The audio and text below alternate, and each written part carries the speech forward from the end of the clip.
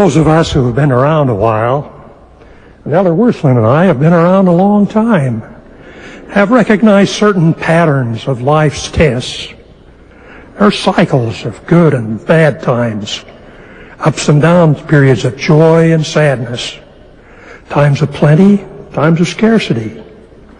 When our lives turn in unanticipated and undesirable directions, sometimes we experience stress and anxiety.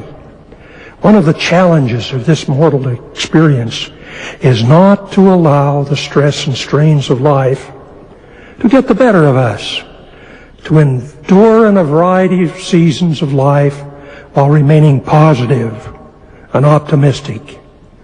Perhaps when difficulties and challenges strike, we should find these hopeful words of Robert Browning: "The best is yet to be."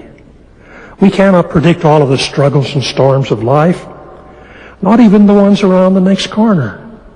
But as persons of faith and hope, we know beyond a shadow of a doubt that the gospel of Jesus Christ is true, and the best is yet to come. I remember a particular period in my life when I was under unusual stress. There were troubles in my employment. At the same time, my wife was diagnosed as having a life-threatening illness. This was one of those times when it felt like the adversary had mounted a frontal assault against me and my family. On days when stress and anxiety of our tumultuous lives were about to get the best of us, my wife and I found a way to relieve them. We drove to a place a few miles from our home to get away for a few moments of relief from our troubles, talked, and gave emotional comfort to each other. Our place was Walden Pond, a beautiful little pond surrounded by a forest of trees. When my wife felt strong enough, we'd go for a walk around the pond. Other days, when she did not feel up to the exertion of walking, we'd just sit in the car and talk. Walden Pond was a special place to pause, reflect, and heal.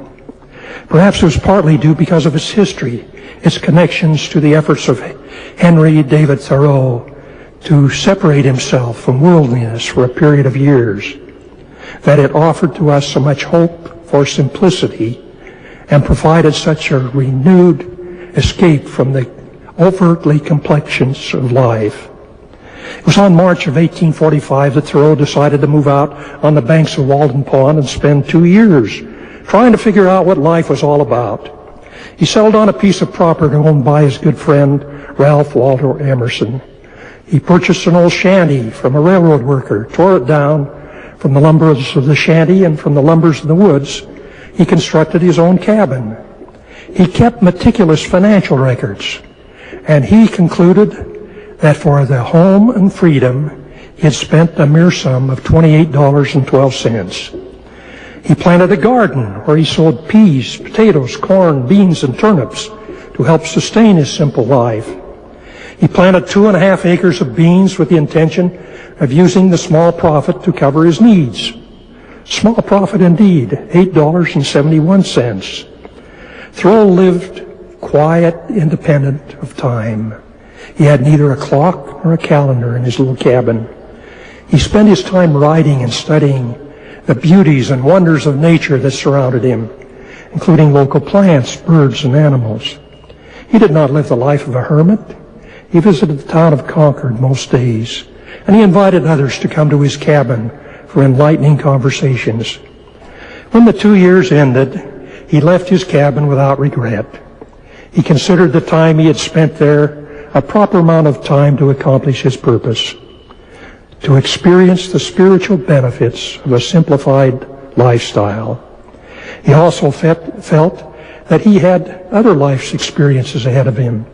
It was time to move on and explore other opportunities.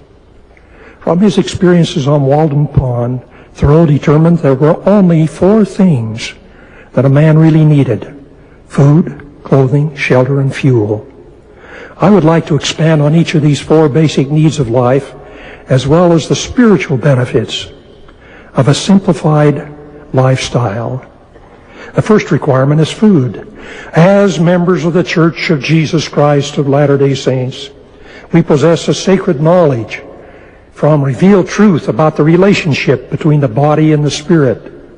The Doctrine and Covenants, section 88 states, "And the spirit and body are the soul of man." To bless us both physically and spiritually, the Lord has also revealed to us a law of health, telling us which foods and substances are good for the body and which of these are not. With these instructions comes the promise found in section 89 of the Doctrine and Covenants. "And all saints who remember to keep and do these sayings, walking in obedience to the commandments, shall receive health in their navel and marrow to their bones, shall find wisdom and great treasures of knowledge, even hidden treasures, shall run and not be weary, and shall walk and not faint. And I, the Lord, give unto them a promise, that the destroying angel shall pass by them as the children of Israel, and not slay them.